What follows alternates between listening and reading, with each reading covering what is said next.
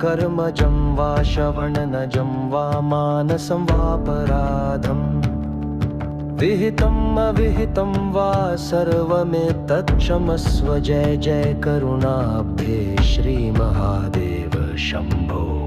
भूल हो गई है शंभो पर तू दयालु है क्षमा कर। नागेंद्रहाराय त्रिलोचनाय भस्मांगरागाय महेश्वराय नित्याशुद्धाय दिगंबराय तस्मै नकाराय नमः शिवाय।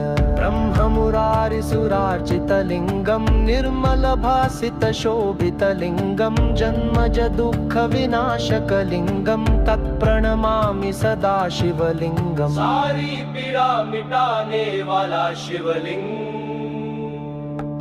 त्रिदलं त्रिगुणाकारं त्रिनेत्रं च त्रयायुधं त्रिजन्म पापसंहारं